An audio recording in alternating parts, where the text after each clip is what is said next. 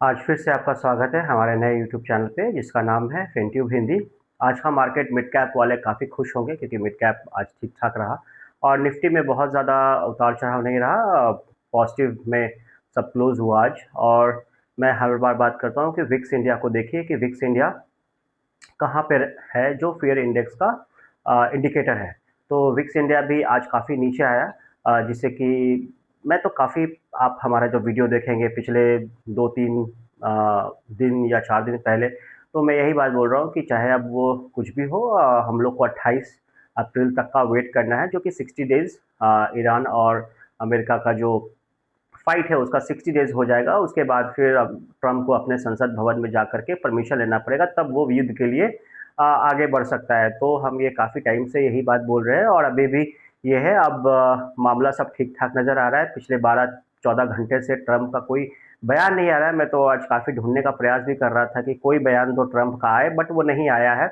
और दूसरी बात कि आप देखिए, ईरान और अमेरिका की लड़ाई से एक कितना आपको सीखने का ज़रूरत है कि आखिर पूरी दुनिया जिसको इतना ताकतवर मान रहा था, इतना सब कुछ है उसके पास, हर पूरा विश्व का राजा है आपका जो अमेरिका, और उसका ट्रम्प उसका बॉस, और कितने सारे वो जो बयानबाजी करते हैं, लेकिन सारा बयानबाजी, सारा कुछ, सारी उसकी हवा सब निकल चुकी है कंप्लीट तौर पे, और ईरान ने सारा हवा निकाल दिया है, एकदम पंचर बना दिया है।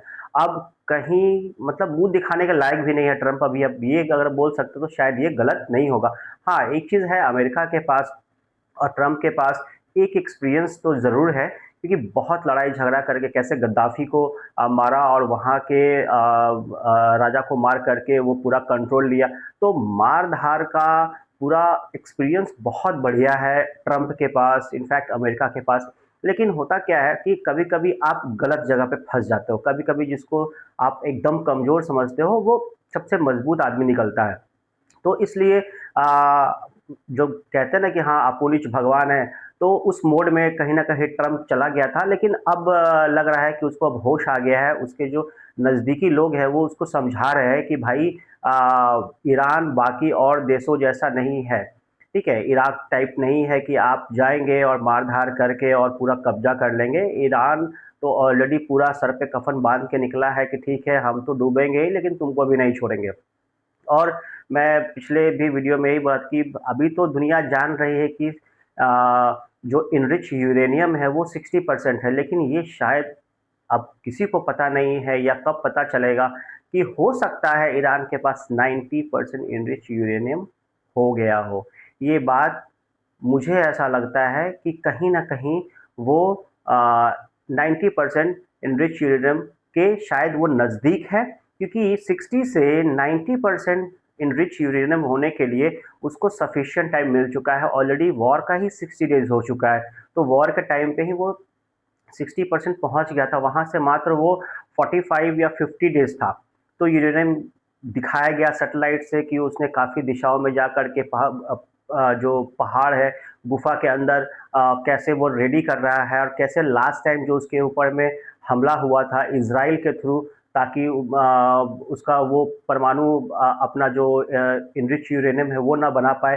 तो ये सारा चीज़ ना इस बार कंप्लीट ईरान के फेवर में आ गया। ईरान को पहले का एक्सपीरियंस था कि कितना फिट तक मिसाइल वॉर कर सकता है जो दुनिया भर में है, उससे नीचे जा कर के वो इनरिच कर रहा है वो यूरेनियम।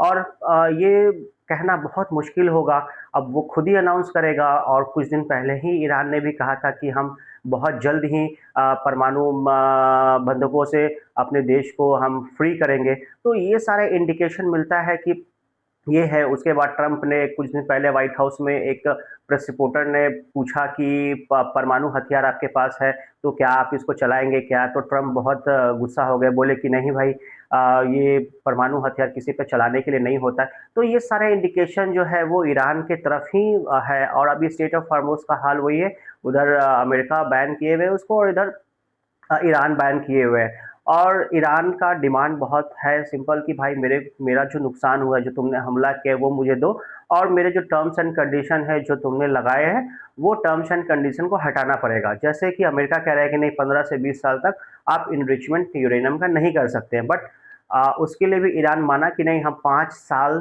करेंगे, 5 ईयर्स तक का ही हम बैन मान सकते हैं, उससे ज़्यादा हम बैन नहीं मान सकते। फिर रशिया बीच में आया कि नहीं ठीक है, आप मैं रख लूँगा उसका इनरिच यूरेनियम, बट वो भी ईरान करने के लिए रेडी नहीं है, क्योंकि ईरान को भी पता है कि अगर वो उसके पास वही एक हथियार है जो ईरान को बचाए हुए, अगर एक बार परमाणु संपन्न देश बन गया तो फिर उसको फिर कोई छोड़ने वाला नहीं है। और अभी इतने टेंशन के माहौल में ईरान को भी यही सोचना चाहिए कि अभी फिलहाल इस मैटर को शांत कर लिया जाए। जैसे धीरे से अटल बिहारी वाजपेयी इंडिया में पोखरण में अपना परमाणु परीक्षण किए थे, उस ठीक उसी तरीके से जब मामला सब शांत हो जाए तो ऐसे से जब समय देख करके वो भी अपना परमाणु परीक्षण कर ले और दुनिया को बता दे, वर्ल्ड को बता दे कि हाँ, अब परमाणु संपन्न देश ईरान भी हो गया है। तो अभी इतना ज़्यादा एग्रेसिव है, सर पे कफन बांध के ईरान ऑलरेडी पड़ा हुआ है एकदम अमेरिका के पीछे। और अब तो सिचुएशन ये हो गया है जो पूरा दुनिया देख रहा है कि अब ईरान जो चाहेगा वो होगा। अब ये हाल हो गया है। पहले हम लोग के दिमाग में यही रहता था कि भाई अमेरिका है, बॉस है, दादा है सबका, वो जो बोलेगा वो होगा। लेकिन अब वो सीन नहीं है। अब ईरान जो बोल रहा है अभी वो हो रहा है। तो बड़ा सीखने का बात है, बड़ा समझने का बात है कि आप जिसको एकदम कमजोर समझ के इस पे हमला किए, सब कुछ किए, लेकिन वो उस हिसाब से काम नहीं हो रहा है। तो ये सारा चीज़ देख करके थोड़ा आपको सेंस आएगा। और आज का मार्केट देख करके मैंने थर्सडे को बोला था कि फ्राइडे का मार्केट देख के मेरे को गड़बड़ लग रहा है, तो उस दिन मार्केट थोड़ा सा डाउन था। और फिर संडे कल का मेरा वीडियो में था कि आज का मार्केट इंपॉर्टेंट है, तो आज बहुत गुड इंडिकेशन से मार्केट क्लोज हुआ है। ये एक पॉजिटिव साइन है। अब बट देखते हैं आगे अभी होता क्या है। 28 अप्रैल का मेरा भी इंतजार है, जो कि कल ही 28 अप्रैल है, कल मंगलवार का दिन है, कल 28 अप्रैल है। पहला तो ये हो गया। दूसरा, एक बात करेंगे एक टॉपिक पे कि काफ़ी लोग ये काम करते हैं कि जो बड़े इन्वेस्टर्स होते हैं, जैसे राकेश झुनझुनवाला थे और ऐसे ही कुछ लेजेंड जो अपने इंडियन स्टॉक मार्केट के रहे, उनका पोर्टफोलियो कॉपी कर लेते हैं। देखिए, पोर्टफोलियो कॉपी करने में कोई बुराई नहीं है। उनका पैसा अगर टाइटन से बना है तो ज़रूरी नहीं कि आप आज टाइटन खरीदोगे तो आपका पैसा बन जाएगा। देखिए, आप काफ़ी लोग बोलते हैं कि भाई आप यूट्यूब पे आकर के आप स्टॉक एनालिसिस करिए। मैं स्टॉक एनालिसिस कर सकता हूँ, कोई प्रॉब्लम नहीं। प्रॉब्लम क्या होगा कि अगर जैसे ही मुझे अच्छा लगेगा और मैं अपने पॉइंट ऑफ व्यू से बताऊँगा आपको, आप उस स्टॉक को ले लेंगे, तो लेने का टाइम आपको पता है, लेकिन मुझे कैसे पता चलेगा कि आप किसने लिया, नहीं लिया, एग्ज़िट कब लेना है, मुझे जब पता ही नहीं रहेगा कि किसने लिया तो मैं एग्ज़िट कैसे बता पाऊँगा?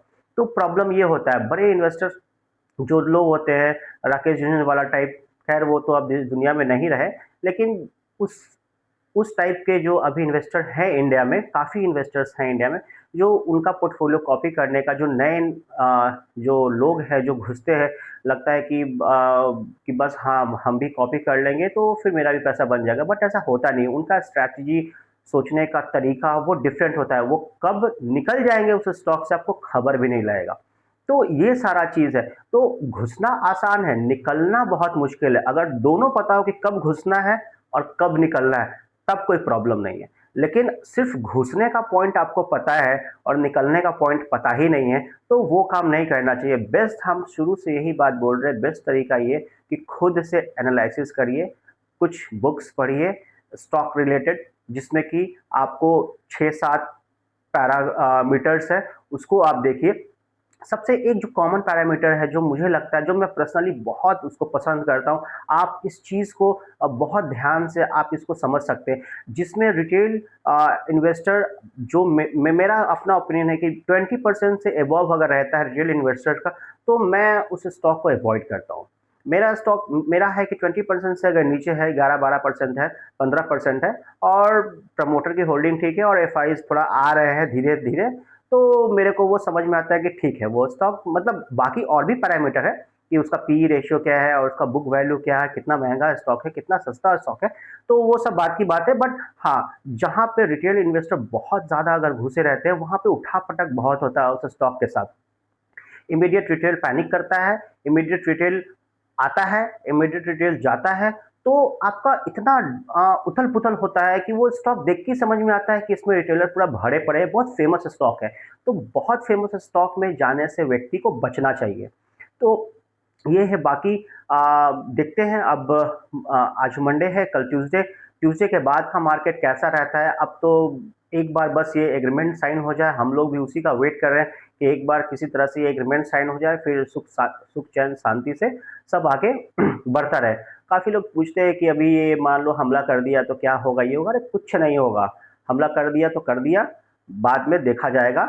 स्टॉक मार्केट एक ऐसा सेगमेंट है जो किसी से कंट्रोल नहीं होगा, जब इंडियन गवर्नमेंट से भी कंट्रोल नहीं हो सकता है, मतलब ये खुला साड़ है, किसी से कंट्रोल नहीं होगा। इसीलिए इसमें आप हमेशा साड़ का फोटो देखते, किसी से कंट्रोल नहीं होगा।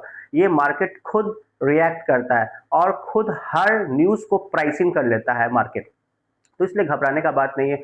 दूसरी ये है कि शायद पवेल जो फेड के चेयरमैन हैं, वो शायद रिज़ाइन करने वाले हैं। उन्होंने कहा है कि ठीक है, मैं अपना पद जो है छोड़ दूँगा।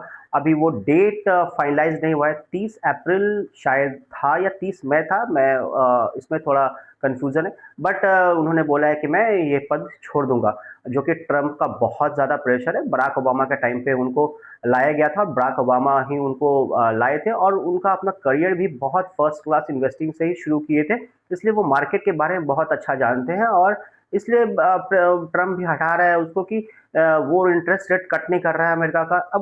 अब इमीडिएट अगर भी इंटरेस्ट रेट अगर कट हुआ तो इन्फ्लेशन बढ़ने का चांसेस है और रिसेशन आने का प्रॉब्लम है।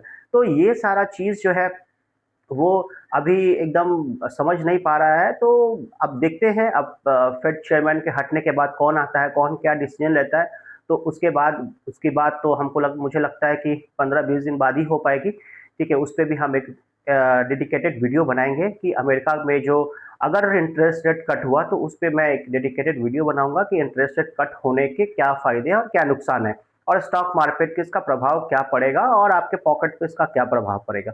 तो चलिए आज यहीं तक रखते हैं, फिर कल मिलते हैं, तब तक के लिए थैंक यू सो मच। जय हिंद, जय भारत।